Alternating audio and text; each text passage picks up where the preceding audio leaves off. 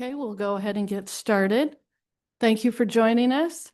Tonight is the regular Kingsburg City Council meeting, and it's Wednesday, February 4th. The invocation tonight is going to be given by Police Chaplain Kathleen Lawler, followed by the Pledge of Allegiance. If you all could please stand. Madam Mayor, council members, city staff, it's always a privilege to be invited. Thank you. Let's pray. Father God, Lord, we're just so grateful for the many ways that you bless us and provide for us. And as we gather tonight, we're especially thankful for wonderful leadership. Our new mayor, our council members, our city staff, our police department, fire department. Lord, but we pray now a special blessing over our chief, Sean Stevens, Lord, as he's sworn in tonight. We're so grateful for his appointment, and we just pray for that you would give him wisdom, discernment, strong leadership in this new role. Anoint him, O Lord, with protection from harm, physically, psychologically, spiritually. Lord, that's our prayer for all of our first responders. Guide our council in their discussion this evening and their decision-making for the good of our community. We're just so thankful for all the things that you've done in our community, oh God, and that we pray expectantly for what you'll continue to do. In Jesus' name, amen. I pledge allegiance to the flag of the United States of America and to the republic for which it stands, one nation, under God, indivisible, with liberty and justice for all.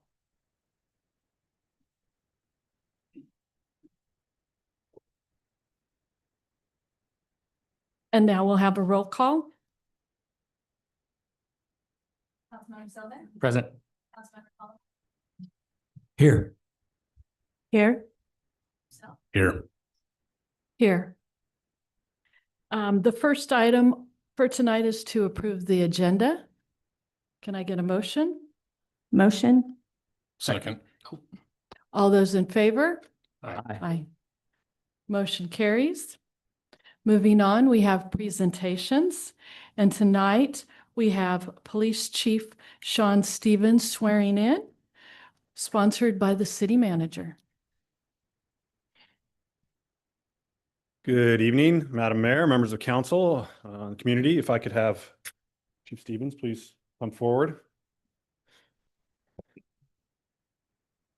Normally when we're doing this, we're sort of introducing new officers or members to the community, but that's not really the case tonight, since Sean has been with us for over 25 years now. So, but I am pleased to introduce him in his new role and also give some a little personal background. Kind of tells the story about how Sean came to be here today. Sean grew up in Fresno, where he attended school and lived until 2004 when he moved closer to Kingsburg after being hired as a full-time police officer. His interest in law enforcement began while working as a student safety assistant for Fresno Unified School District at Hoover High School. In that role, he worked closely with the Fresno Police Department School Resource Officer assigned to Hoover High.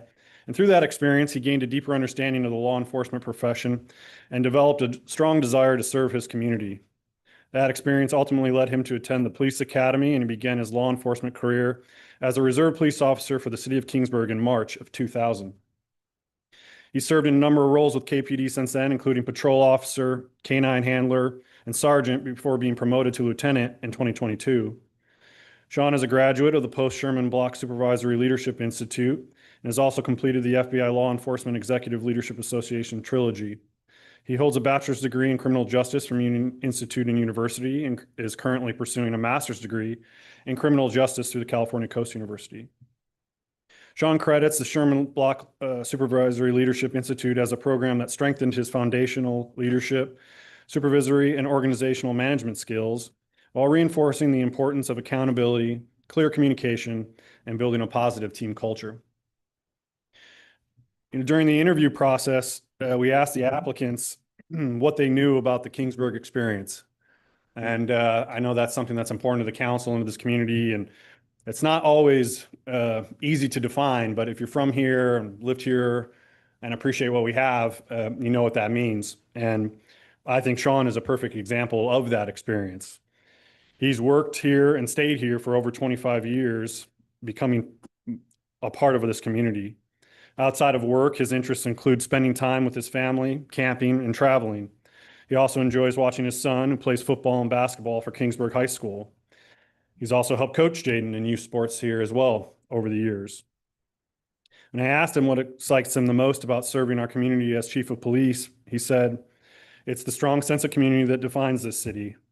Our residents support their police department, trust their officers, and share values centered on family, hard work, and accountability.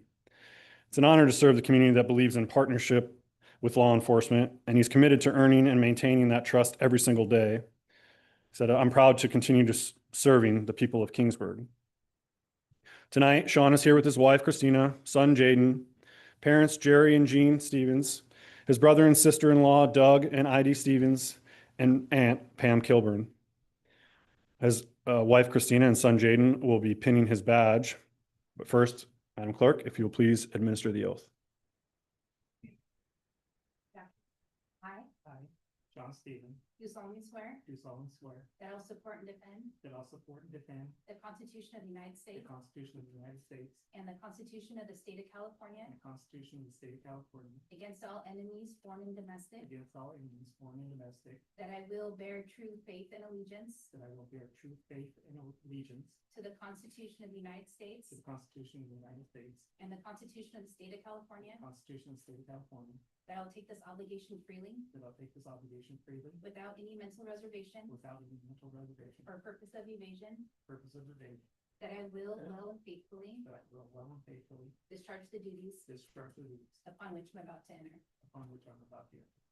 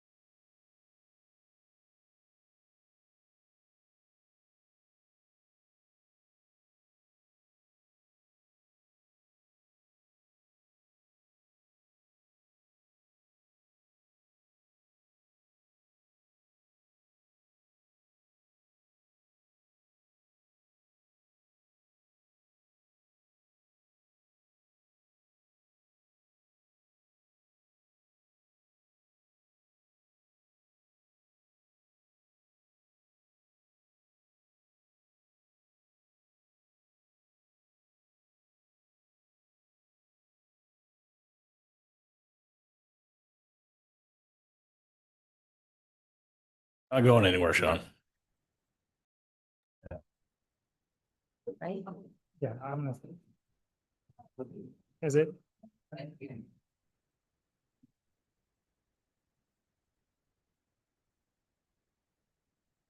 I would like to thank first Alex Henderson and the council for having trusted me to take this leadership role and continue serving the city of Kingsburg. It's been my honor to serve here for 25 years, and I really look forward to continuing and serving this community for a long time.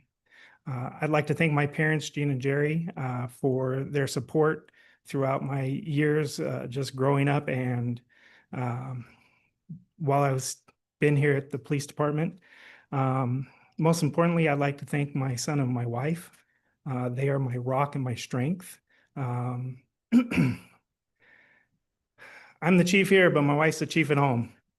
so,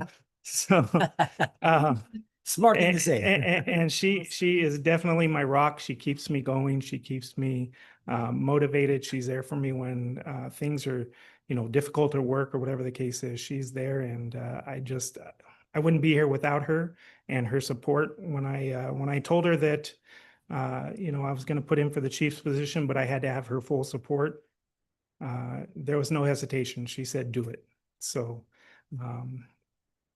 I'd like to thank her especially for just being there for me for the last almost 20 years. So I really look forward to continuing, and thank you very much.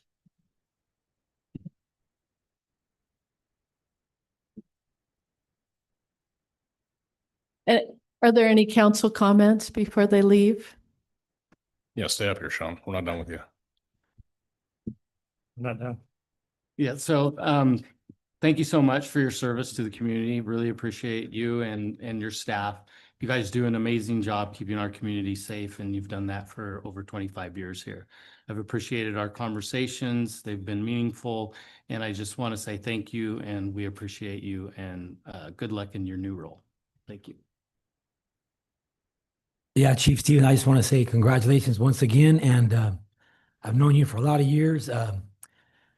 Thank goodness I haven't been pulled over very many times here in Kingsburg, but I think a long time ago you pulled me over one day and you like gave me a warning, gave me a break, and let me go on my way, about 15 or so years, 15 years or so ago. And anyways, I know we've had a chance to coach football together and got to know you pretty good, consider you a very good friend, and just wish the best for you. And you ever need anything from our council or from me, just let me know.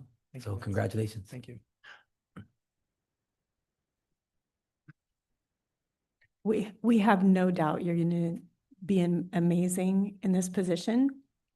Know that you're prayed for, your safety, and thank you to your wife because she's got to share you with all of us now and this whole community. But we'll be praying for your safety and that you have wise decisions in your leadership. Thank you.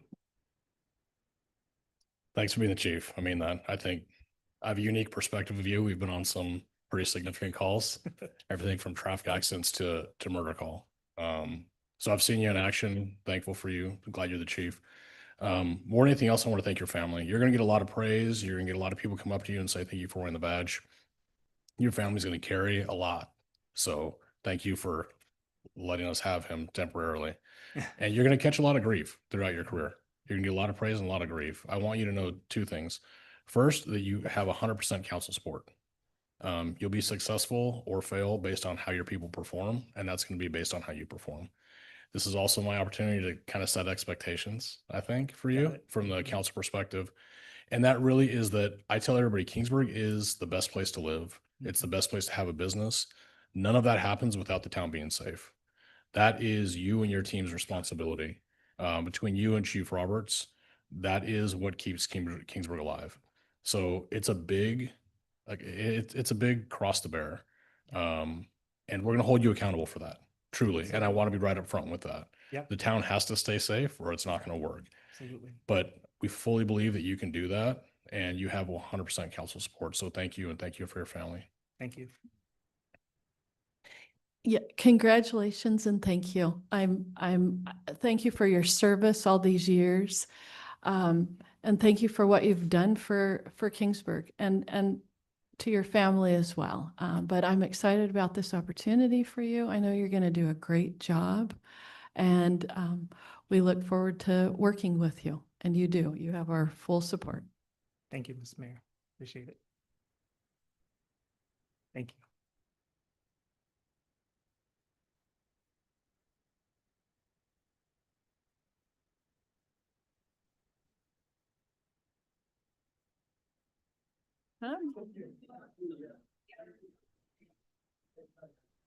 That went good. Mhm. Yep, very good. Very nice. Okay. Well, we'll move along, and now we're going to move into public comment. This is a time that provides an opportunity for members of the public to address the city council on items of interest to the public within the council's jurisdiction, which are not already on the agenda this evening. It is the policy of the council not to answer questions impromptu. Speakers should limit their comments to not more than 3 minutes. For items which are on the agenda this evening, members of the public will be provided an opportunity to address the council as each item is brought up for discussion. Is there anyone here that wants to speak in public comment? Okay, seeing none, I'm going to close public comment, and we'll move on to the consent calendar. Items on the consent calendar are considered routine and include a recommended action from staff and shall be acted on in one motion of the council. If a council member requests additional information or would like to pull an item for discussion, that item shall be pulled from the consent calendar and acted upon separately. A motion to approve the consent calendar is deemed to include a motion to waive the full reading of any ordinance or resolution on the consent calendar. Tonight, we have items 1 through 5. Would any member of the council like to pull an item to be discussed? No. Would any staff or member from the public like to pull an item to be discussed? Seeing none, can I get a motion? Make that motion. Second? All those in favor? Motion carries. Moving on to the regular calendar, our first item is a public hearing, consideration of the City of Kingsburg General Plan Update and General Plan Amendment 2025-02. The presentation is by Community Development Director Holly Owen. Good evening, Madam Mayor and City. At this time, I'm going to open the public hearing. Good evening, Madam Mayor, City Council members and members of the public. Holly Owen, Community Development Director. It's my pleasure tonight to reach this point in our general plan update process. It has been a very long time since we've had a general plan update. Our general plan was 30 years old. We had a lot of talk about getting the general plan updated over the years, but either the political will or the funding, or mostly the funding, was not there at the time. And we managed to pull it all together in the last couple of years. I'll address that in just a little bit, but I did want to talk a little bit about what a general plan is. I'm not going to go into a lot of detail. We have a PowerPoint, and the consultants are here tonight to give you an overview of the entire process and what a general plan really is and the kind of outreach that they did to the community. State planning and zoning law requires that cities and counties develop and maintain a general plan for long-term development. A lot of that is focused on management of land within the boundaries of that. The general plan is the highest ranking document for planning in the city and counties. Every city and every county has a general plan. The general plan's average lifespan is about 10 years. Again, I mentioned that ours was 30 years old, so it was time to update that. And part of the reason you update that on a more regular basis is just to keep keep abreast with current policy, with current legislative action. And that's, yeah, as you probably have come to know, that is, can be sometimes a moving target. They're required by state law to have specific chapters in them. They're called elements, and they consider future growth. There are goals, objectives, and policies for that. They have categories like land use, circulation, air quality, which is unique to the Central Valley because of our air quality, open space, noise, safety, and environmental justice. So jurisdictions are given the discretion to combine some of those chapters or add new ones. So there's some liberty in terms of the organization that's involved. Again, this started about 15 years ago. We had support finally from councils that pulled it all together with the council in 2023. We identified funding, ran a request for a proposal, and I hired some consultants from Provo and Pritchard to administer the general plan update. They're here tonight. One is Sarah Allender. She'll be presenting, and Morgan Colvard. So with that, there's a PowerPoint she'd like to share with you, and I'm also available for questions at the end. Thank you. Good evening, Madam Mayor, members of the council. It's good to be back before this body. It's been a little bit. Tonight we get to talk about the general plan, not the housing element. I'm very excited for that.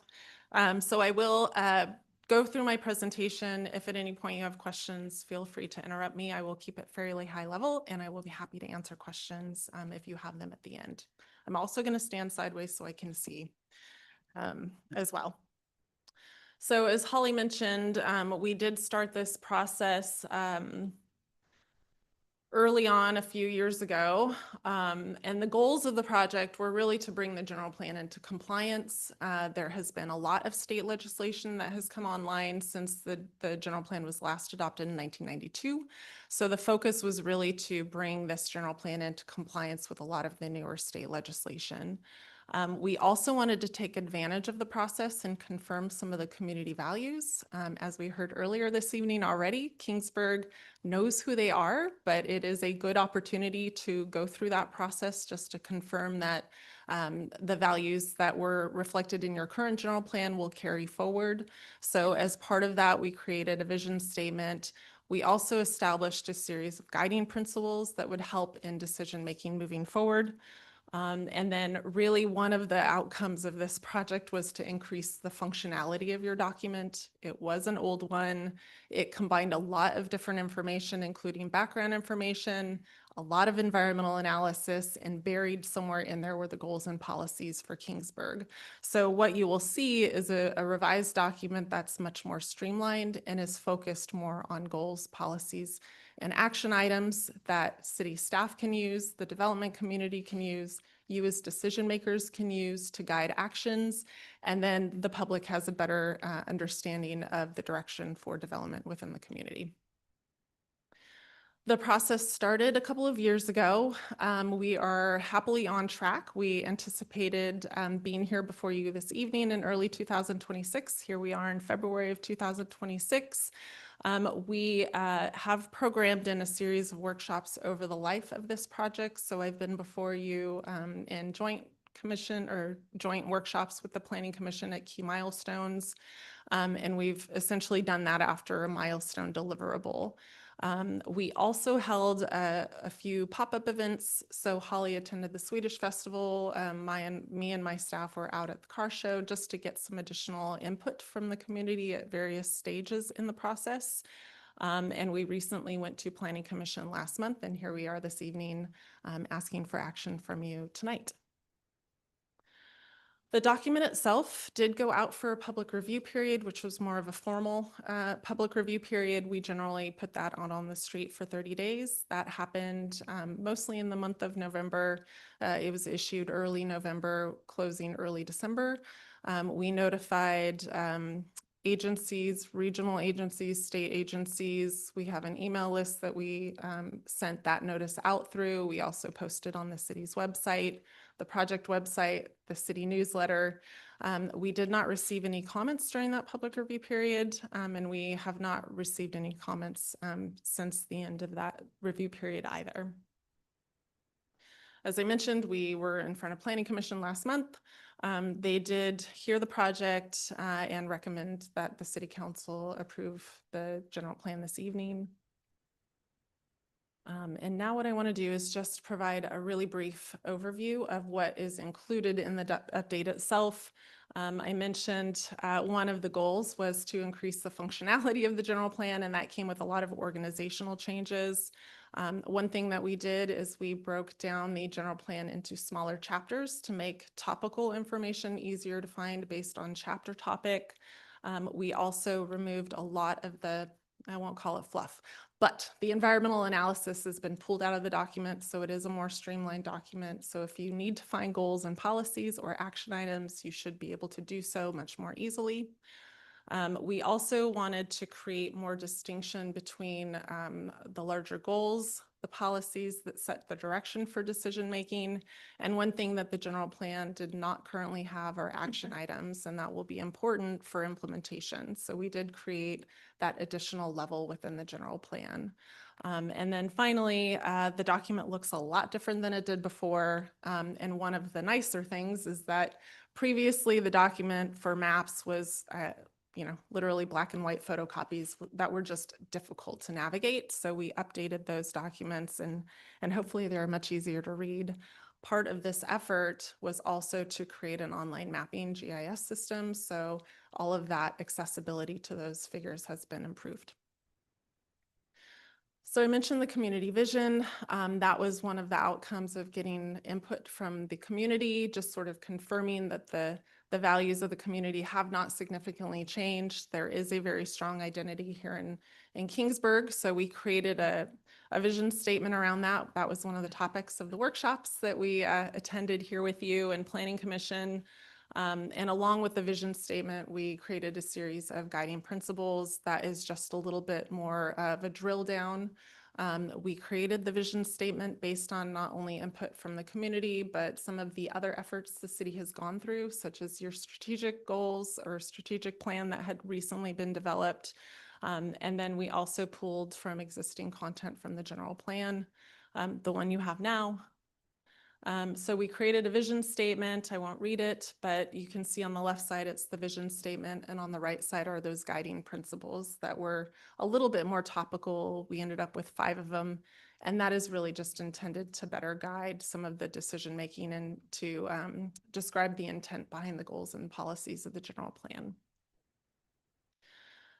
So I do want to run through just briefly each of what I refer to as the policy chapters. These are the chapters of the general plan that contain the goals, policies, and action items by topic. So for land use, this is really the big one. The biggest takeaway for this element or chapter is that we did not make any changes to land uses. So if a property is planned for residential now, it is continuing to be planned for residential. We did not touch any of those designations. The other thing that did not change is we did not change the planning area boundary. So we are not proposing any changes to the sphere of influence. So there should not be any outcome of development that was not previously adopted or is included in your existing general plan. There are some new and updated policies in this chapter.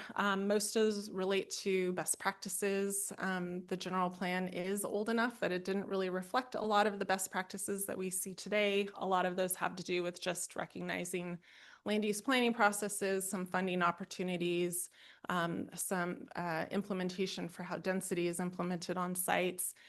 We also integrated some policies related to historic and cultural resources just to help streamline future approvals, which is, again, best practice that we see now in general plans. For the circulation element, we did update some of the street design specifications. There was a lot of detail in your existing general plan. We did this in coordination with the city engineer, really just bringing the policies into compliance with what you were implementing today, especially as they relate to your public works standards. And as far as new and updated policies, we added a level of service policy, which you did not have before.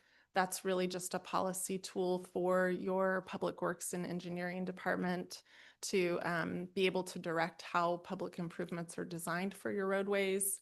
And then we also added some language and policies around trucks and goods movements and some coordination language for how you interact with regional agencies. For your resource management element, we did do some updated policies and add some new ones really around the topics that you see on the slide. You did have quite a number of policies in each of these categories, which for the most part also carried forward. But again, we wanted to integrate additional policies related to best practice. Probably the newest one on this list is related to groundwater management coordination. One of the new pieces of legislation is SGMA, the Sustainable Groundwater Management Act, which needed to be recognized in your general plan. So you now have some policies recognizing your role in SGMA. And then for the safety element, we relied heavily on the local hazard mitigation plan, which you were already a part of as part of a multi-jurisdictional effort that was completed through the county. We just formalized a lot of the policies that you were already committed to. This element also speaks directly to one of the biggest pieces of legislation that we needed to respond to, which is SB Senate Bill 379, the climate adaptation laws. So we do have some additional policies related to things like water quality, flooding. All of those are mostly in response to a lot of the state legislative requirements. Community health element is a newer element. For the most part, a lot of the other elements were recognized in your existing general plan, but for community health, it's a newer element. Even though a lot of the policies in this newer element were carried over from your existing general plan, we created this one in direct response to one of the other big pieces of legislation that we were needing to respond to, and that's Senate Bill 1000, which is the Planning for Healthy Communities Act. This was also another topic of conversation at one of our previous workshops. This act really responds to how access is being provided to different facilities within the city. So a lot of the policies here are related to things like air quality, access to different resources, and then also provides for some language around civic engagement opportunities. And our final chapter is not a policy chapter. This is our implementation chapter, where we have essentially lifted out all of the action items from the other pieces within the general plan, and we've just put them in one place, but we've organized them in a way that will hopefully help facilitate implementation. So any action item, say that's related to public works improvement standards, are now grouped together. So if the city goes through an effort to update their public works and standards, then all of the action items related to that topic are in one place. This is really a chapter that's more geared towards your staff than anything, because they're the ones who are going to be going through the implementation actions to put the general plan in motion. What it also provides, however, is a good framework for the required annual reporting that the city is needing to do. Again, Holly, as Community Development Director, will be responsible for putting a lot of those reports together, but this implementation chapter will help facilitate that reporting effort for her. So that is a quick overview. So staff recommendation is to have City Council approve a resolution adopting the Kingsburg General Plan. Because we are not changing land uses, we are also able to recommend consistency findings. So we are not having to do environmental analysis because we're not changing the development assumptions from the previous general plan. So part of the action that we are recommending of City Council tonight is to make that finding of consistency. And with that, that is a brief overview of a 2-year process.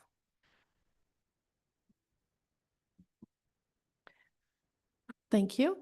I'm going to open it up now for council discussion.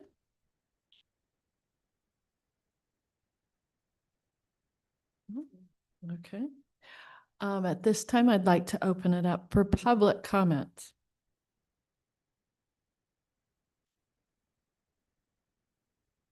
Okay, seeing none, I'm going to close public comment and continued council discussion. Okay. So, Yes, I have a question. okay, I have a question, Sarah. So I have a question about, has this been submitted to the state? There's no requirement to submit the general plan itself to the state. We did include on the noticing list state agencies that are individually required to look at the general plan, but there's no formal. Okay, so they just middle require, process. they don't require for it to be submitted to them. Right, we don't have to submit the general plan I see, itself. okay. Yeah. Okay, but you said about compliance, so Mhm.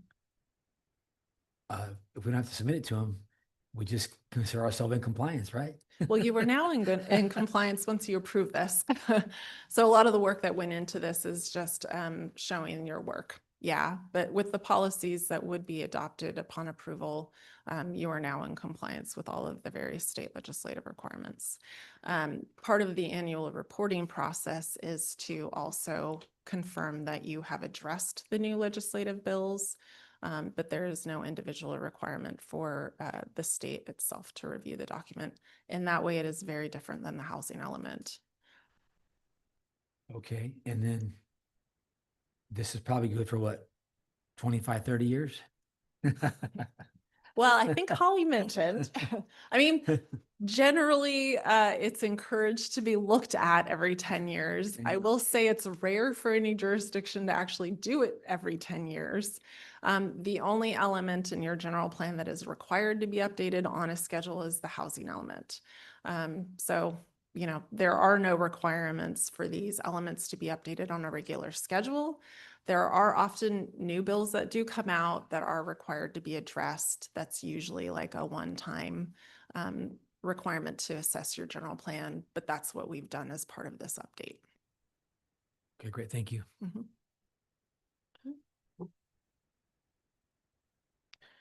any other comment? Madam Mayor, if I may. Mhm. Not a question, but just a comment. Just want to express my thanks to Community Development Director Holly Owen, as well as Sarah and her team at PMP. So as they've talked about a couple times, this is a several-year process that they've undertaken and involved a fair amount of community outreach as well, and obviously something that hadn't been done since 1992. So just appreciative to them.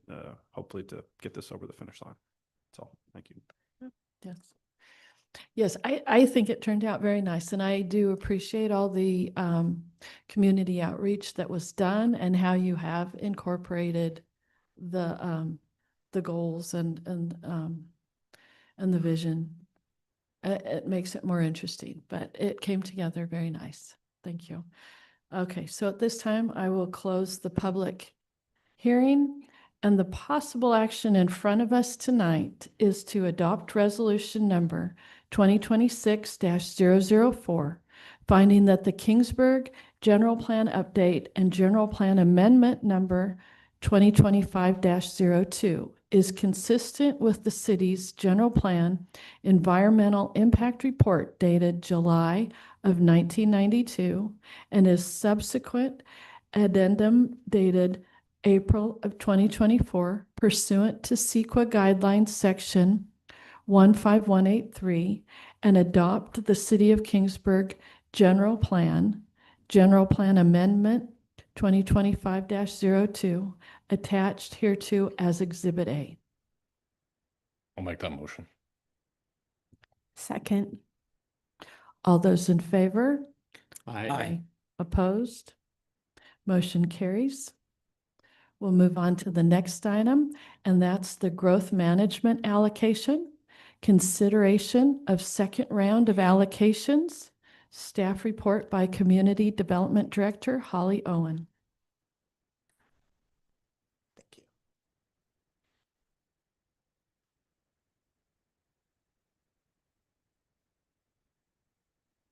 Good evening, Madam Mayor and Council and members of the public. Holly Owen, Community Development Director. I'm going to start off with a little bit of background with the PowerPoint that explains our growth management ordinance and our allocation process, at least for the situation that we are in tonight. It's calendar driven. There's a first requirement for the first meeting in February to take an action, and that is where we are at tonight. Just as background, in the early 2000s, there was a lot of growth in residential housing in the Central Valley. Again, Kingsburg had a concern about that. They felt that they might be losing the small town feel. They were worried a little bit about their resources in terms of police, fire, water. They wanted some thoughts on how that growth might affect that. And they were concerned also about some traffic and school impacts. And so they got together as a community and put a measure on the ballot in 2004. It was approved at that time, and it implemented the growth management system, which we have in our ordinance. This is unique to Central Valley cities. I think I've mentioned that before. I think you're probably pretty aware of that too. If you look at some of our sister cities, there really isn't anything like a growth management ordinance, and it has stood the test of time. We've had several housing element reviews of it, and it still remains in place today. The goal was to ensure that the growth matched the city size, resources, and service capabilities. It was a broad vision, but there wasn't a lot of details on the implementation process. So that was done by a committee, and that, from what I understand, took several years to figure out just how to implement what this broad vision of what growth management should look like. And I'm sure that there was also some legal advice that was given at that time to make sure that what was required met the legal tests too. So it all really circles around the concept of allocation. So what is an allocation? We talk a lot about that. And the allocations is the right to apply for a building permit to construct a single family residence or one multifamily residential unit. There are a set number of allocations, and applications are usually due in September. Starting in September, they're due at the end of September to seek approvals for the coming year. That is after council has opened up the allocation process. If they do choose not to give allocations in that section of the year, then they can choose whether to open or not open a second round of allocations at the first February meeting to consider the award of those allocations from the previous application period. And that is where we're at tonight. So the implementation of the ordinance involved 115 housing units which were available each year. 80 are for single family residential and 35 are for multifamily. Projects of 4 or fewer, if you have a triplex or something like that, you don't have to go for allocations. The senior housing projects that we have considered in the past, they are sort of discounted, I guess, for allocations. So they don't need to go through quite as many hoops to get what they want for an allocation unit. They're calculated at 1/2 of an allocation unit. Phasing is allowed for large projects, and phase projects may use allocations for the current year or 2 additional years. And in the past, we've had councils who have gone back and taken units or looked forward and taken some units from that allocation too. So it is the first step in the process. That is for any process to pull a building permit. Typical projects take can take up to 2 years to complete. Sometimes that depends on the quality of the submittal. It depends on if they need annexation, which also takes a lot of time. And tonight's consideration is really just simply to determine whether or not to allow a second round of allocations in the application process to be opened. If they are opened tonight, the applications are due at the end of March. Then staff reviews and scores those applications in April and would take their recommendation to the Planning Commission in May. And it would come back for consideration with council at your first meeting in June. If council chooses not to open allocations tonight, the next deadline for applications is September 30th for 2027 allocations. This is not a new process for a lot of you, but it is always good to review it. It's unique, like I said, and some of the verbiage is confusing for people if they don't use it a lot. But this is where we're at now. We're not considering any particular project tonight at all. This is just an action by council to consider whether or not the allocation process should be opened for this meeting. This concludes my presentation. You have a staff report that gives you some extra detail about how we got here, but basically it follows what we've seen at the PowerPoint tonight. So thank you.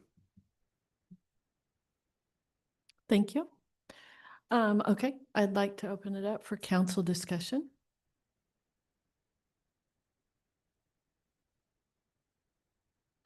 Okay, I will open it up for public comment. Now, before we get started, I'm just going to reiterate what Holly said. We're not talking about any specific developments. We're just considering the opportunity to award housing allocations. Just a little reminder. Okay, thank you.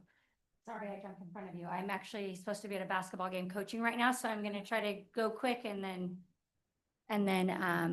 move on out of here. My name is Shannon McDonald. I'm a resident of Kingsburg, and I'm just here tonight to urge council to pause any allocations right now.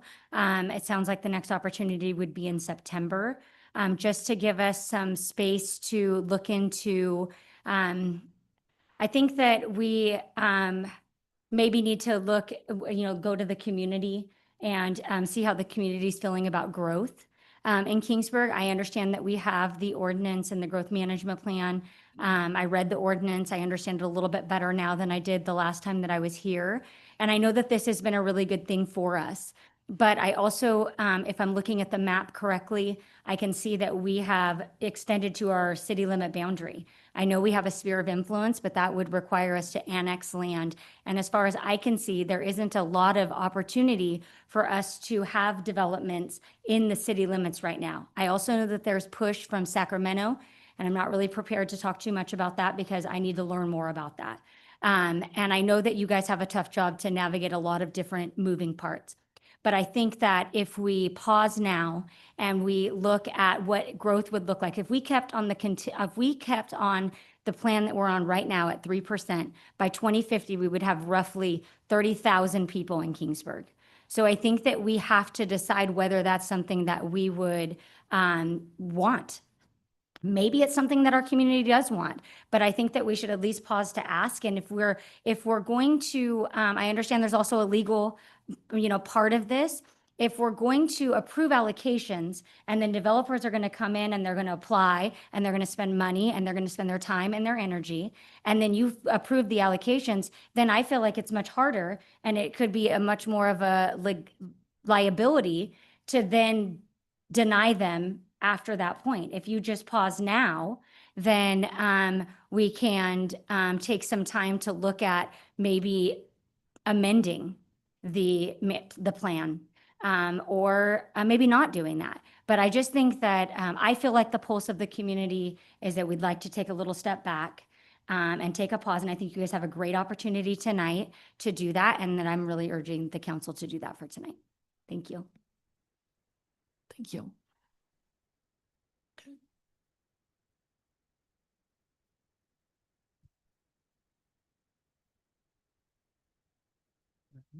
Good evening, Mayor and council members. I'm Nick Peters. I represent San Joaquin Valley Homes. I'm here tonight to just respectfully request that you open up the second round of allocations. You've seen our application. We're continuing to work on it. And I was watching the presentation on your new general plan. So there's a good direction for how we're to move forward with the development of Kingsburg to maintain the community that's been built and developed over a long time. And so we're ready to work through the established processes. We're not trying to go around anything, meet all the city standards and deliver quality homes to potential families looking for a place to live in Kingsburg. With that, that was essentially it. So, thank you for your consideration. Thank you. Good evening. Hey, Larry King. And, I'd like to respectfully ask that you do open up allocations. As we heard last February, the same point, but didn't have as much background, and you guys did not have the background. And so we met a few times in between. I also want to just say, hey, I respect the rules, the Roberts rules. And I know that last time there was a lot of confusion, but with Roberts rules, you couldn't open up and get any more clarification. I also, as I sat there, I realized how emotionally charged the meeting was. And that's what I wanted to say is it's whether it's fact or fiction, it's their truth. It's the eyes, it's the perspective of the person saying it. And so I know that that's difficult to always go through. But, we heard a lot of things, and I'm just going to say, well, it's their truths, like we talked about it, the strip of land. Well, that strip doesn't exist. And so we kind of found that out. We also found out, looking in general, ag, we talked about replenishing the groundwater. Well, ag doesn't replenish the groundwater. It takes groundwater. About 5 to 20% does make it back down, but most of it evaporates out, right? Houses take more water than ag land. Well, an acre of almonds takes 3 to 4 acre feet of water. Houses take, in the same 4 houses take 1 to 2 acre feet of water. So again, these are all processes as we see them. And I think that schools, we said a lot of things. Schools are impacted. Well, Mrs. North took care of the elementary. I will tell you that the high school projection with 88 houses is 18 students. That's their projection. They also look at the elementary being low and know that that's a 10-year to hit them. And so they project based on the elementary, they're going to be lower in 10 years from now, not higher based on that one, thing. A lot can change, of course, in the meantime. We talked about the neighborhood of the South, and I'd like to give you guys a piece of paper here. I don't know what's the right way. Again, Joe. And so, this is the neighborhood to the south. And so this is one of the neighbors, an individual, and he actually thinks that annexing and being the new neighbor, the city neighbor, would be beneficial as we talked about safety and security. Saw a lot of police tonight, saw the new chief, looks like he's ready to go. Looked like the city council, if they, can work with a new chief and somehow maybe connect with the Fresno County Sheriff, that could be like the trifecta. And then they could just bring all those parties involved to really help out there. So that neighbor couldn't make it, but you can see from his letter that he wrote. So there was a meeting with other property owners. And as we met with the other property owners, you quickly realize that every single property is unique and individual in regarding to the annexation. And those proved out to be, whether it's a, SKF issue, whether it's water issue, every single one of them is a different scenario. And it needs to be worked differently, individually. It's not a one size fits all. And so, that's, and so as Kingsburg's unique, I really feel like we got the cart before the horse, and this would be a good opportunity to try to put that back in order, to get it back in order, whether we're following the sphere of influence rules, where we're following a moratorium on building maybe, or maybe we're, following the city ordinances that are already on the books and passed, as you heard from San Joaquin Valley Homes. So anyway, my ask is that you open it up as we can continue this discussion that really didn't start in September. It really started last February, and we're just, keeping the process going. So thank you. Thank you.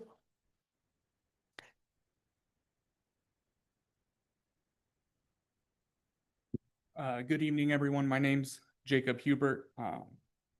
Me and my family were looking to move to Kingsburg. We already started attending church here. I just was here to kind of encourage you guys that I think more allocations would be good for the city of Kingsburg. More starter homes and competition. We're currently in the running for the Phase 5 at Kings Estates, but it would be nice to have more options. We kind of felt priced out when we first started looking, and then I think more starter homes would be good for the city. That's all I have to say. Thank you. Thank you.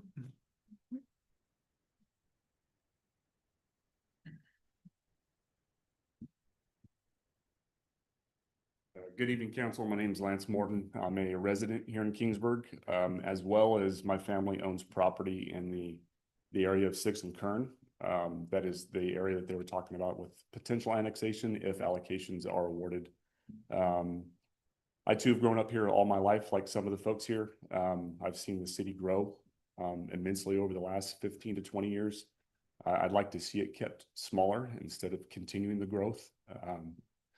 I will speak on behalf of the allocations with my father, who couldn't come tonight, who lives in that area currently, that if the allocations are awarded and the developers are able to apply for those allocations, and it moves to a LAFCO, we are going to vote no. And from what it sounded like from the December meeting, most of the residents in that area are going to be no's. So it would be nice if the allocations would just stop now and not be given out, to not allow that development to even gain traction to be built in that section of town. So just wanted to provide our feedback. Like I said, we do own property in that section right there at 6th and Kern. I know we're not specifically talking about that development tonight, but if the allocations are awarded, it will become specific to that. So appreciate your time. Thank you.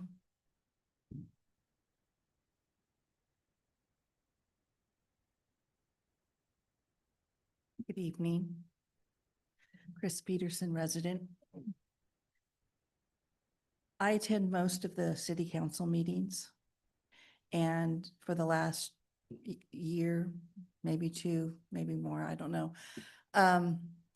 Repeatedly at various meetings, when there's no allocation coming up, just various meetings, you have residents speaking at public comment saying, stop the growth, from a variety of people. Some may have been here tonight, others maybe not. Stop the growth. It's growing too fast. And I think Shannon brought up a good point, is put it on pause.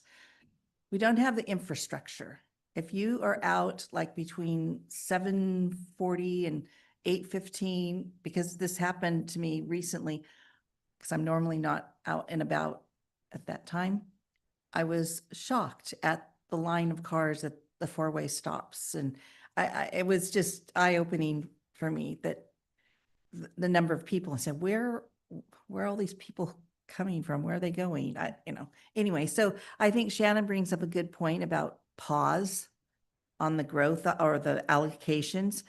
And because we don't have the infrastructure, you have, and I think she brings up a good point about ask the community. I mean, I talk to a lot of people in the community and they don't want more growth. You may have talked to someone else who might, I don't know.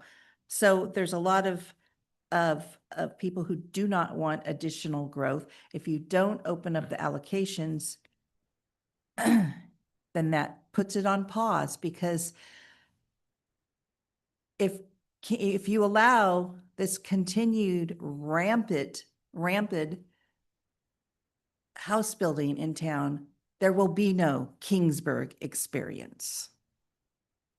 And another thing, elections are in November.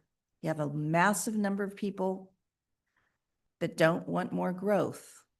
They'll remember that come election time in November.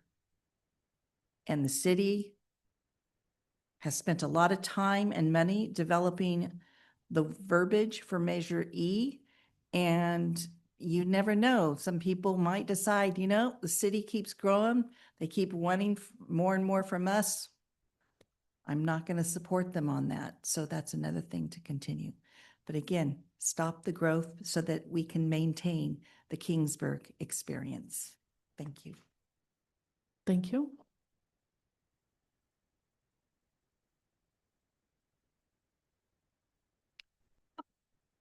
Is there any other public comment?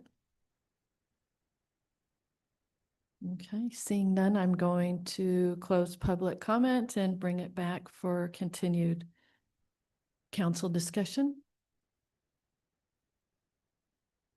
Can I, if I may ask staff a question? We have allocations 2 times a year that can be potentially open for allocations. This one is at the discretion of council, and then the September allocation opens up no matter what. That's not at council's discretion, correct? Correct. Can you give me just a brief history as to how that policy was put in place? Was that put in place by the ballot measure that the citizens voted on, or was that an internal policy? So the ballot measure had specific language about limiting growth to 115 units a year. But it did, the ballot measure's only, so many words, right? 75 words. The actual implementation ordinance was created, I think Ms. Owen mentioned it a little bit. There was a committee that came together and they put together the framework of the actual growth management ordinance, which is, somewhat of a lengthy ordinance. So that was developed at that time, essentially. It's been changed a couple of times since its original adoption, I think in 2005, but that particular portion where there's an automatic opening and then the council having the option to open it up at the second time, I don't believe has been altered since it was originally drafted in 2005. Okay, That makes sense. thank you. Nothing further.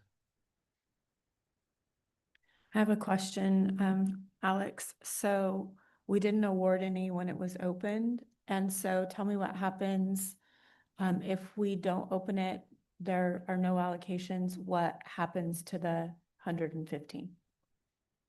If you decide tonight to not open, so again, the way that it works is in September, there's an automatic application deadline, which is for the upcoming year. So in September last year, it was for 2026 allocations. None of those were awarded at that time at your December meeting. So even if, let's just say you had awarded 70 and there were still 10 left, you would have this opportunity again. And that's the way that the language reads in the ordinance, is that if there are any unused allocations for the year, council has the ability to open a second round of applications at their first meeting in February. It's very prescriptive in the ordinance language. If you decide tonight not to open up the second round of allocations, those allocations will go away for 2026. So again, nothing will happen. And then at the end of September, someone could submit an application in April, but they're going to have to wait until the deadline after September and, go through that process. And then they'd be requesting allocations for 2027. So just remind me on the carryover. I know that I don't remember that part of it. So there is language that was added, I think after or shortly or during the recession. So after the growth management ordinance was put in place, there was a period of time where there was no applications received by the city. Because they're, it's just based, like housing's driven by the market, right? So there was an amendment in 2008 or 2009 timeframe where the council can choose to use up to 3 years of unused allocations. So essentially for single family purposes, up to 240 allocations can be tapped into if they have been unused in previous years. So that's a discretionary decision by the council. So if they're not used this year, potentially you go back and grab them as the way that it's been interpreted. There's also language in there that talks about phased projects, because some of these projects are more than the 80 that that are given in an annual year. So the council has the ability to phase them each year, if that makes sense. Mm-hmm.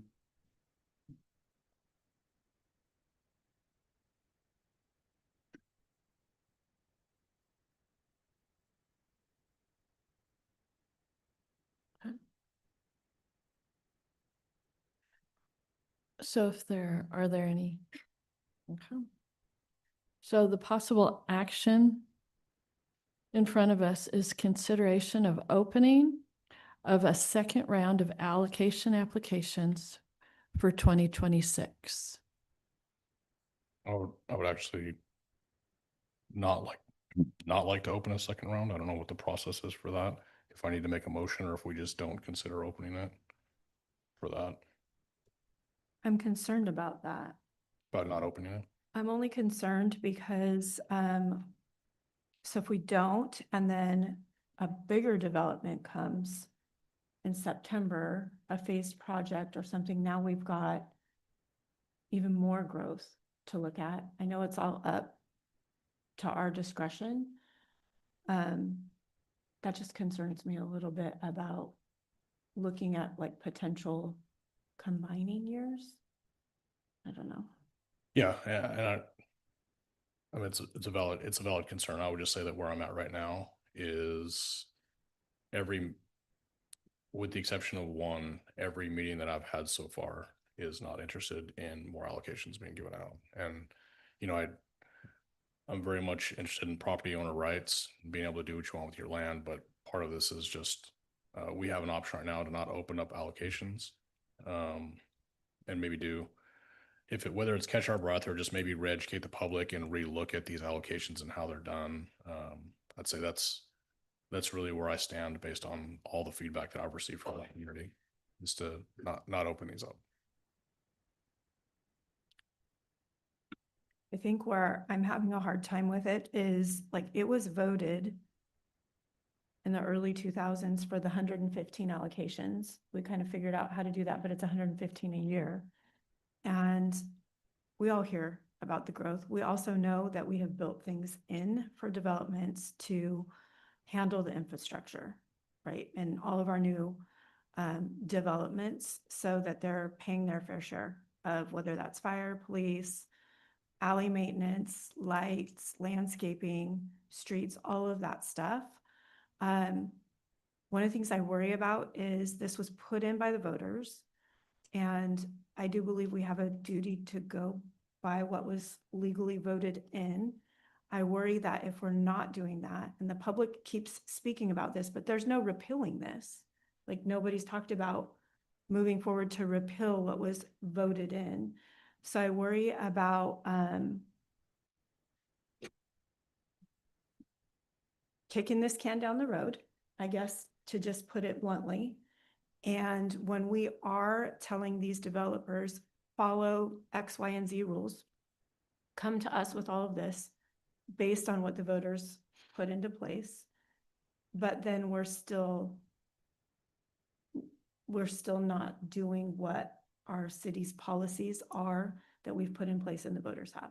I worry about that potential liability, I guess you would say, down the road. I know that that's like, we're not bound to do it right now, but I worry like kicking this can down the road and September, it's going to be right there again. I do worry about that when it's been ongoing. I mean, we have one person here, so we know who the conversation's about, that has now been trying to do this for a year and a half. We didn't open it up last year. So I worry that we're going to find ourselves in the same situation in September. I don't know that a lot will change between now and then. I'm not saying I'm for or against this right now. I'm just, those are the thoughts going on. Yeah, if I may, just, I would, my only response to that, to debate that point just a little bit, is that I believe that the voters created a growth management plan to limit growth. They didn't create a growth management plan to mandatorily grow 3%. That is a ceiling, not a floor. So I look at it like we are within our rights. We're doing this process within our guidelines. We're doing it within what the ballot measure stated. We're doing it within the city guidelines. I'm not saying that alleviates any exposure liability wise, but I do think that it's very much within our scope of authority to decide yes or no on allocations. And I believe that's exactly why the voters gave us that authority. And even though we may land differently on it, I think that both of our thoughts are well within our legal guidelines.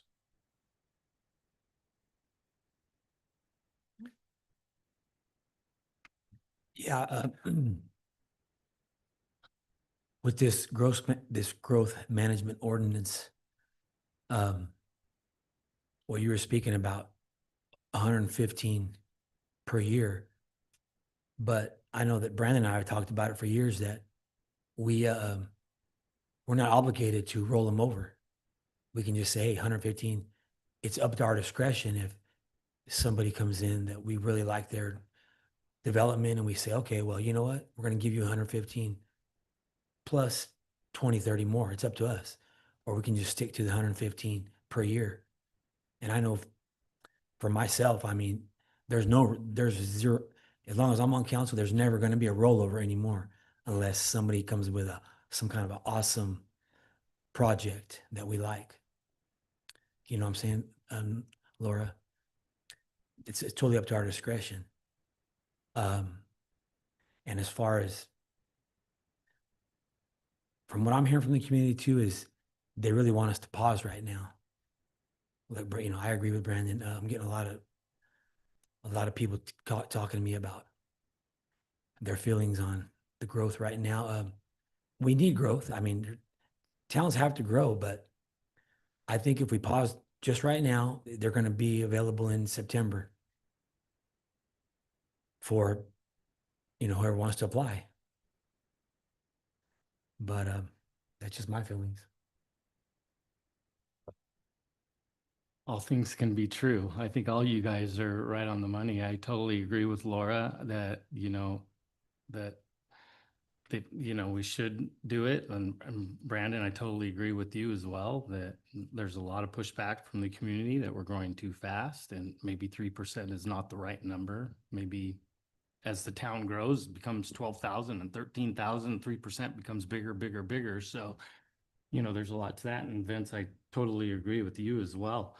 The thing for me is, you know, back in February when or not in February, but back last year when the allocations were available, to try to avoid what Laura's speaking to, too many allocations being available for a big development to come in future. That was my phasing approach to try to squash that a little bit. But it fell flat, and that's okay, because I think we're having good conversation now about it. And I think that the community is more aware and more educated because of our meeting that we've had in the past. So for me personally, I'd like to look at allocations one time a year, but I understand that sometimes there's reasons why you want to look at them 2 times a year. But I just think all things, you know, that you guys are saying can be true. And at this time, I'm really kind of on the fence because, you know, part of me wants to do the allocations for, you know, for many reasons. The retirement community here in Kingsburg, it's great. But I don't think we want to be known as a retirement community. I think we have to have young, vibrant families like Mr. Hubert that stepped to the mic and wants to live here and raise his family, and have a young, vibrant downtown when you see kids bicycling and young families enjoying the Kingsburg experience. I think those are good things. Too much growth, traffic, all that are the negatives that come with that, right? So I understand both sides. With that, I'll turn it back to you, Mayor Smith. Thank you. Well, everybody has a lot of good input, and I appreciate hearing from the community. And it is tough being up here and trying to decide what the right thing is, because Laura, you bring up an excellent point. You know, we have developers come in and they follow the rules that are established, but I hear about it a lot from the community, and I do think that given that it's at our discretion, this is our opportunity to kind of take a pause, in my opinion. It's a good opportunity to take a pause and maybe take some time to do some more education. I appreciate all the effort that staff has put in to communicate with the public and get the information out there so people can better understand it. But then that's just my opinion.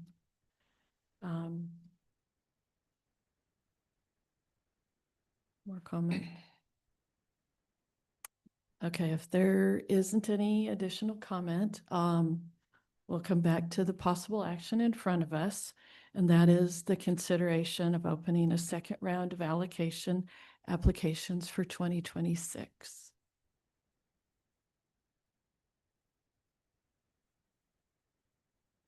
Is this something we need to action? Would you like a motion on that one way or the other, or is it no action kills it? Okay, I'll make a motion to not open a second round of allocations for 2026. I'll second. Okay, all those in favor? Aye. Opposed? No. Motion carries. Moving on to our next item is the Kingsburg Healthcare District Grant Cycle announcement, and the staff report will be given by Community Services Director Adam Castaneda. Well, good evening, Madam Mayor and members of council. So tonight I get the privilege of bringing to you, well, two focuses. One is to give you the presentation of letting you know that the healthcare district has opened their grant cycle for the coming 2026 grant year. And as previously mentioned a couple council meetings ago, the grant cycle opens every year in January. Typically it goes until May 1st for applicants to submit their applications.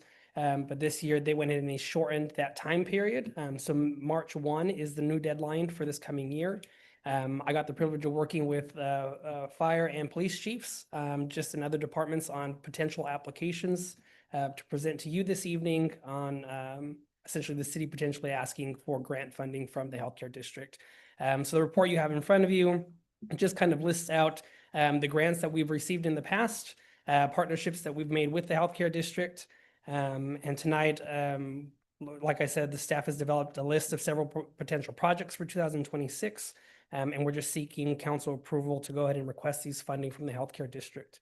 On there, you'll see 3 requests, one from my department, the Kingsburg Community Services Department. It's the Kingsburg Senior Center Hot Meal Program at a grant request of $55,000.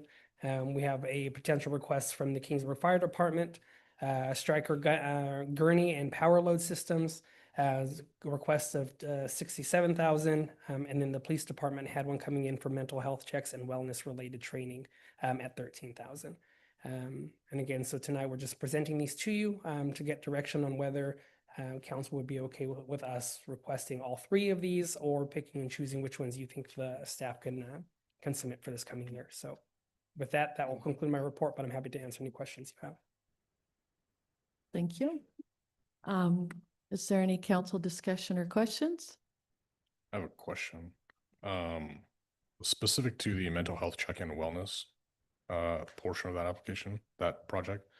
I support the project. My question is really, why is it, if we're allocating the money, why are we specifically naming a provider in that? Why wouldn't we just put that out to whatever's possibly open? I know there's multiple providers. Why did we specifically name Janice Sharp Price in that? So when we went and worked with the department heads to actually get the information they needed, whether it be invoicing or which programs they wanted to provide, that was the direction to make sure they at least found something that could get a specific number that I could include in the report. Okay, I would say that would be my only possible recommendation is the allocation amount correct, but I don't like that we're automatically granting that to one provider without any kind of a competitive process. Okay. Can I chime in here? Yeah, please. This is so this is the second year that they're asking for this grant. So they previously went to the healthcare district. I think, as Adam mentioned, last time the healthcare district asked that they identify a provider as part of it. And so the police department went through that process, identified a provider. And so the intention and the reason that it's listed here is that they're hoping, they've already started with Dr. Price, and so they're intending to continue with that. So that's some of the background. But if there's desire by the council to remove that and put it back out, I'm happy to relay that. as well. No, if that's their direction, that's fine. She's great, but it was just one of those, I don't like the optics of saying that we're only going to give it to this one particular person. But if that's what the healthcare district wants, then give them what they want if they'll give them the money.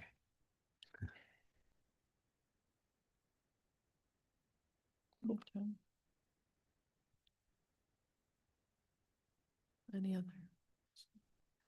Is there any public comment on this item? Okay, seeing none. Any additional? No. I like all four of them. Yeah, No. For submission. I like all three of The them. healthcare district is on the rounds. They've limited the funds to like Correct. $200,000. Yeah, so typically in the year's grant cycle, it's about 650,000 allocated to the grant cycle. This year, they did mention at the last meeting that it did shorten that amount. The remaining funds were moved to their community needs programming, which they'll allocate throughout the year. But specifically for the grant cycle, they've reduced the amount for this year. So. And one thing I do notice is that it's 135,000 total between the three. But community needs has to be under 10, and none of these are under 10, so I think it's good. No, I think they're all great projects. Thank you. Okay. So now the possible action in front of us, staff is seeking approval from the council on applying for the proposed projects. So do you need a motion or just, okay? I'll make that motion for all four. Second. All those in favor? Aye. Opposed? Motion carries. Thank you. Okay, and our next item is the solar project update presentation by Public Works Director Daniel Galvez. Evening, Mayor and Council. Yes.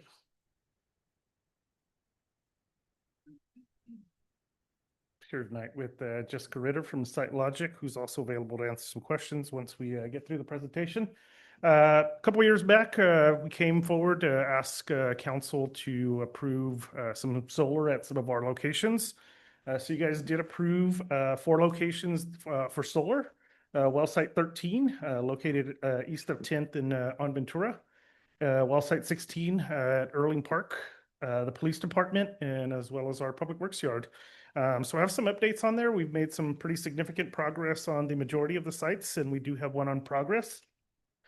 First one, well site 13, was completed and did receive permission to operate almost a year ago on March 27th. The status is that it's online and it's operating, so it is generating solar for us. We also have well site 16. I know that one was a little bit of controversial regarding the location and the site of where the panels were going to be placed and in the manner of the design of the panels. That also has been completed. It was completed on May 12th and it's online and operating. I did attempt to interview the turtles and the ducks there, but no comment. I mean, they do look a little happy under there, especially in the summertime. We did see a lot more of them hanging out under the panels, which, you know, like I said, I think is a good thing. So police department, it's almost a year since that one's actually went live. So that was the first site that was completed. It received permission to operate on February 28th. So that one's also online and operating. Last one, which is almost our biggest site, is Public Works. This one is the site that requires the most work. There is work that's still pending there. So we have submitted to PG&E for design there. So once Site Logic designed it, we did send it over to PG&E. They do look at their infrastructure surrounding the building and the location there. They provided their feedback and said, hey, this is the work that's needed. You need to upgrade the transformer. You need to underground some work. There needs to be a pad that needs to be installed. And then we can finish the connection. So all of that, we received that information in December. After that, Site Logic did go out for bids to complete the portion to finish from where PG&E finished the connection over to our infrastructure.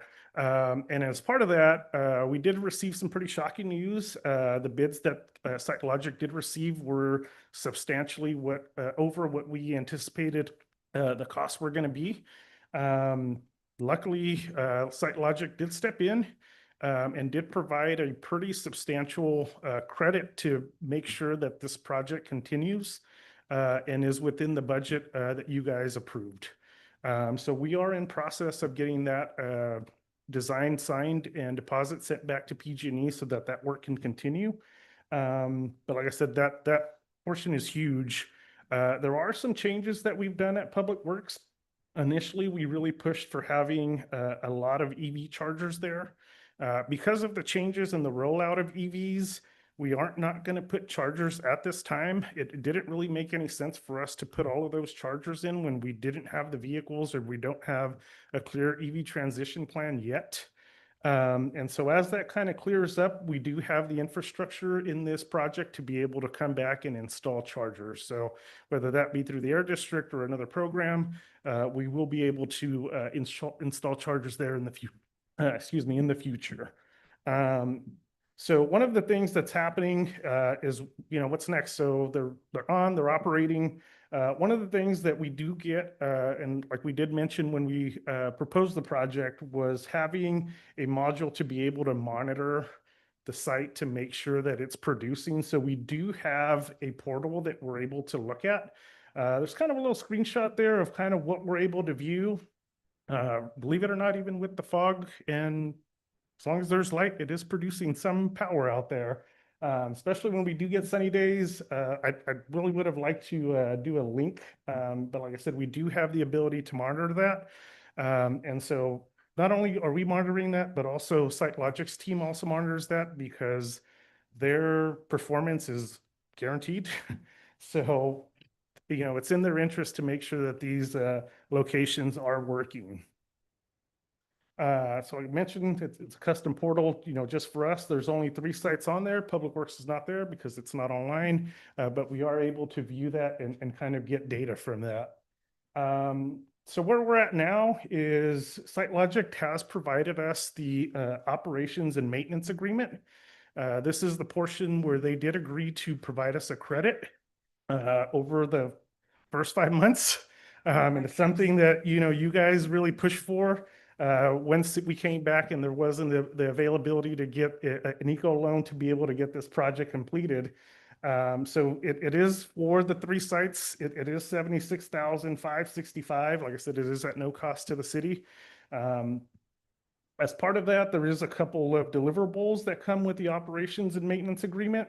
There is an annual report that's going to be done and provided to you guys, at least initially, probably annually, that will show the summary of the operations, kind of what the weather was and what the production was at each of the sites. The calculation of annual energy production, if there was any other issues like fires or smokes that maybe limited the production of some of those sites. A true-up refund, if they don't produce, then we'll be getting a check from SiteLogic. And then any other issues, like I said, if there's any maintenance or any issues, like I said, we'll be able to report those. We would have loved to kind of get that data over to you, but because of the way that the sites were staggered, it would have looked really off. So we're hoping here in December, we'll at least bring a good portion of data back for you guys in December, probably the first meeting in January or, close to that time, once we're able to kind of get that year data and bring it back and present it to you guys. The last piece, the big piece also is there's a tax credit that we're going to need to apply to. So there is a process. So the city is required to submit a tax return to be able to grab those credits. And so the projects are eligible 1 year from when they receive PTO.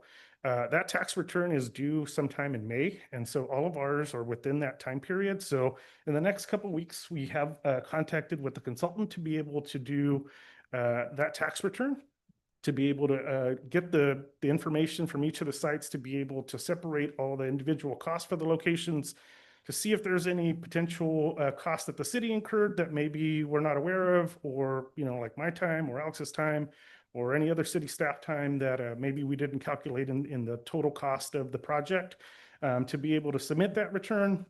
Once that return is submitted, turnaround times between 3 to 6 months.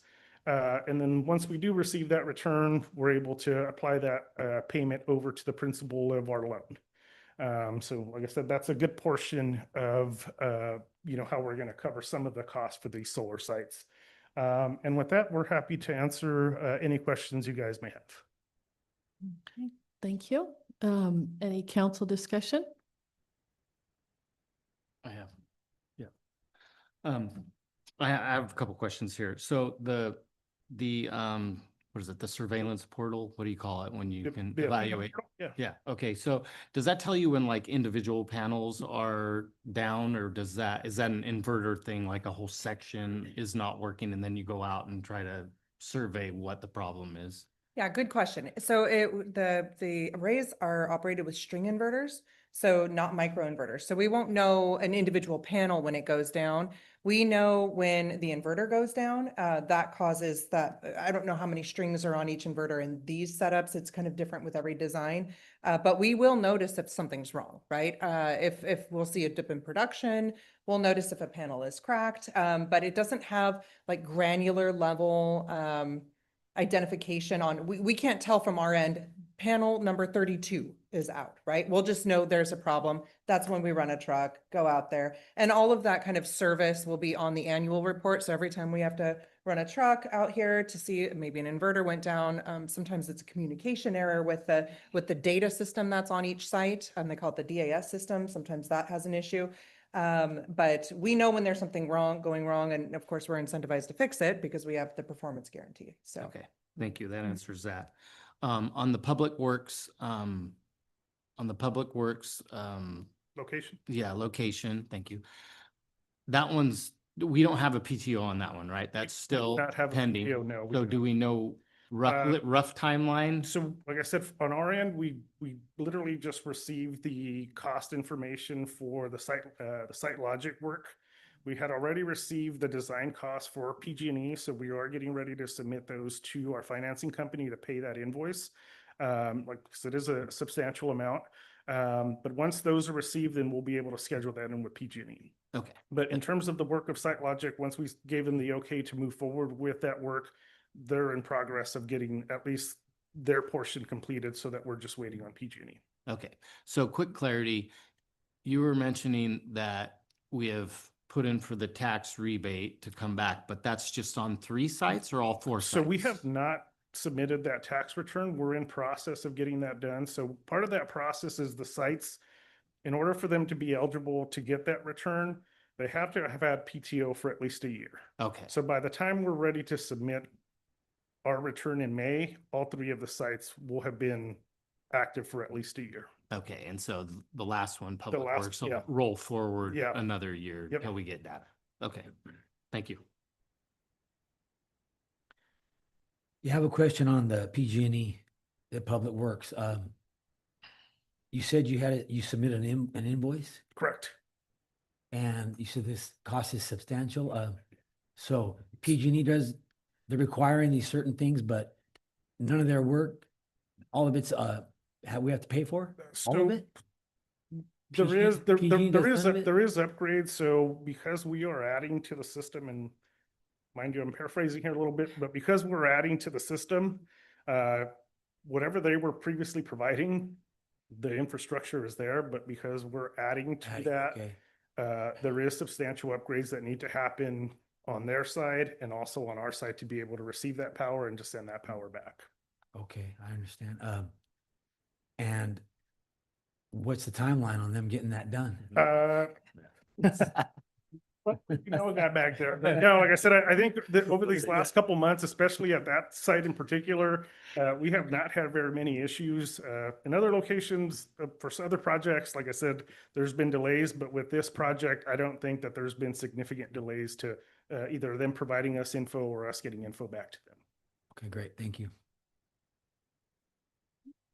That's all I had. A question. So the wells that are producing, are they coming in within what your projections were, what we anticipated? So they have been substantially lower. Some of them, because they haven't been on the entire year, like, PD has, we're getting close to doing a year there, but there has been incidents where they've had to come back and check a inverter or check a gauge. And so they have been offline for a little bit. So we are basically starting the maintenance period after this meeting. So once that gets started, like I said, they'll be responsible to make sure that it's producing within those parameters How much lower are they coming in? substantially. We can bring some good Yeah. data to you, but like I said, it just becomes difficult to look at it because it's still kind of a little fragmented when we have downtime on some of the locations. So Yeah, I'd say if we can get that data at some point. Definitely. Well, we understand that it's going to break during that first initial Yeah. time and stuff. We get that, but I just still like to see the numbers. definitely.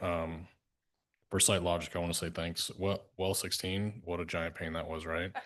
But I was really nervous about using you guys, if I'm being honest. Initially, you just never know when you make that kind of an investment with the company. But the community really stepped up and made a great plan for it, and you guys did well. As someone who walks by Well 16 and looks at the turtles with my daughters every day, I'll tell you, I anticipated more blowback once it was there, but I regularly have people just appreciative that you worked with them to alter the original idea. So I just want to say thank you for that. Yeah, we've also just kind of disclaimer, we also have gotten feedback that they wish they would have gotten shade, but like I said, we'll leave that alone. Had their chance. Yeah. No. No, thank you. Thank you for doing this, you know, yes. I'm going to open this up for public comment. I wasn't going to speak on it, but I'll follow up with Daniel. I purposely stayed here just so I can follow up with him after the meeting, and then I have his cards up here for you as well. Jose, introduce you. No, anything Daniel needs, I'll work with our team to get the permission to operate as soon as possible, so it doesn't cost the city any money, but we'll work on that afterwards. Thank you. Thank you. Okay, there's no action item, no action on this. It's just informational. Thank you.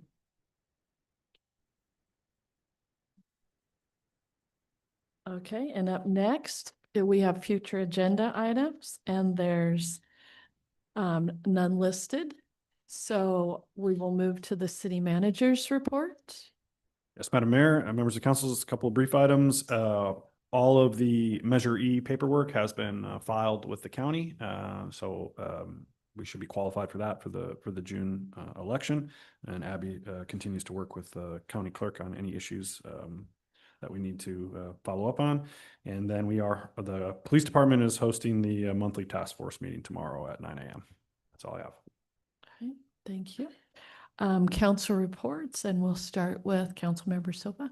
Thank you, Mayor Smith. I have several things to report on. So we'll start with the Economic Development Committee is attempting to schedule a meeting this month. Just trying to get everybody's schedule and a meeting time and place for that. So that's pending. San Joaquin Valley Air Pollution Control is not met. The South Kings GSA is not met. Kingsburg Healthcare District meeting met at the beginning of the month. They will be meeting on February 11th, 4 p.m. here in council chambers for those of you that would like to attend. I did attend the Blossom Trail opening ceremony today. That was in Selma. Very nice opening ceremony. That's an annual event that happens with the Chamber of Commerce. We did have several individuals there. Lauren Nickel, Executive Director attended, excuse me, as well as Susan Watkins, the interim president of the chamber. So that was nice to see them there. And then the only other thing to report would be the car show committee is meeting on February 9th for anybody that wants to join the car show committee. That's fast approaching, and they will meet at 5:30 on the 19th in the Chamber of Commerce office. Nothing further to report. Very good, thank you. Councilmember North. A few things to report. Our Center Point meeting didn't have a quorum, so it will be rescheduled. We do not have a date yet. Chamber of Commerce is meeting next week at 5 o'clock on February 10th. I do meet the week ahead of time with Executive Director Lauren Nickel for any updates. I did that today. She said, I believe they have 7 new members in the chamber. They have 3 spots that are going to be open for the board to be voted on in April. And at the meeting on Tuesday, they will expect to have 6 or 7 people that are interested in being considered for those spots. They're supposed to be there to introduce themselves. SKF, the meeting for SKF is on February 12th at 4 o'clock, but I did go meet with them last week because I am new to that board. Got introduced to everyone, got the rundown of what to expect, and took a tour, which I had not done before. Have you all done that?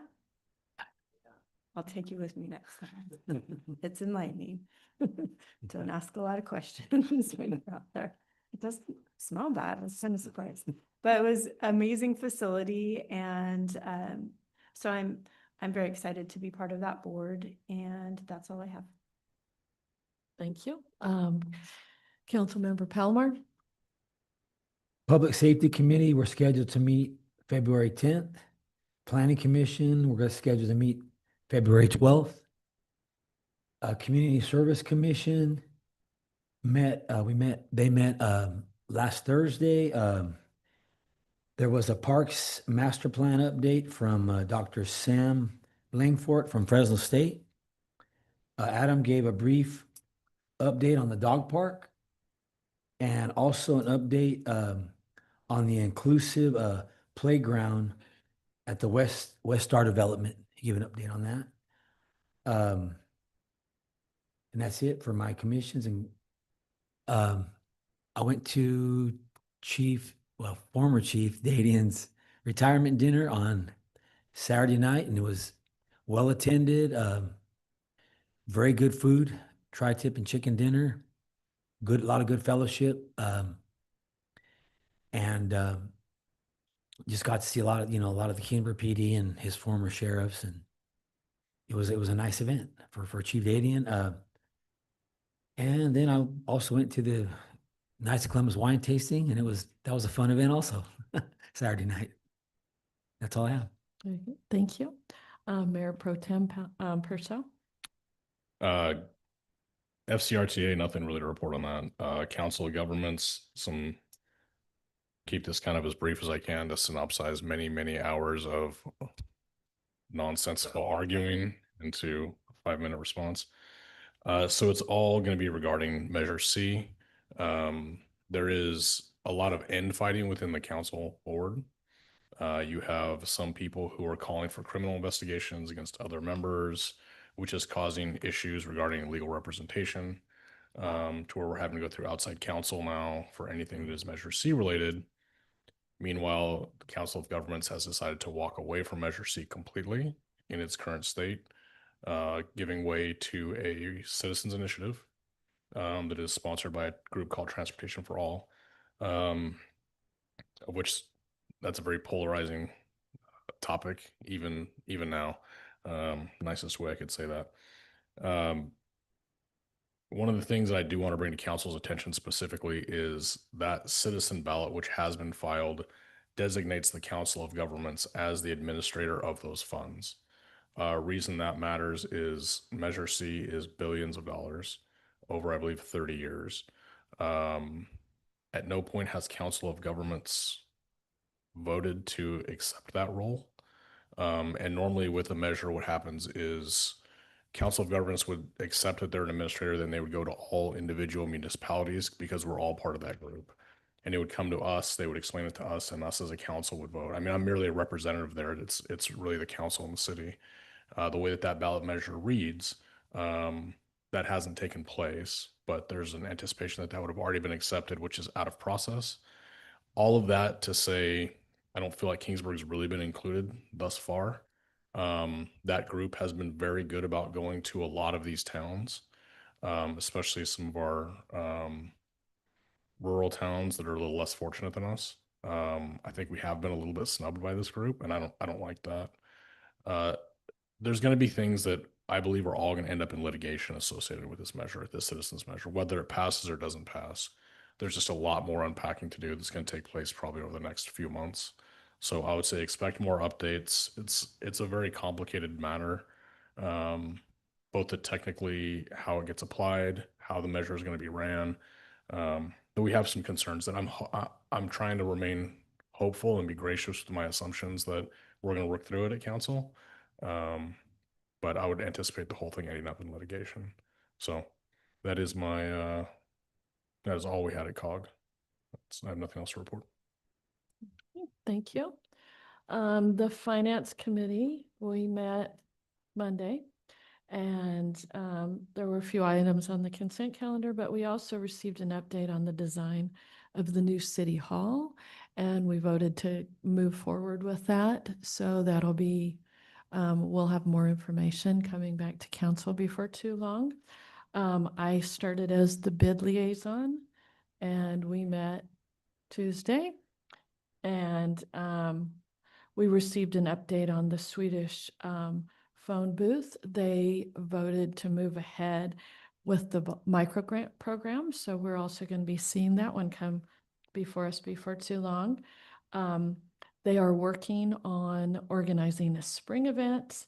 And we also received an update from Odin Oak, which was very interesting. They do a great job promoting downtown Kingsburg. If you don't follow them, you should look them up or look up the website. They've doubled their followers and they'd like to double it again this next year. So, and the only other thing I have to report is today too, I attended the Blossom Trail opening, and it was a fabulous event, some great speakers. It's always fun to hear Ryan Jacobson speak with his interesting facts. I learned a lot about farmland today. So, and with that, if there's nothing else, I'm going to adjourn today's meeting. Thank you.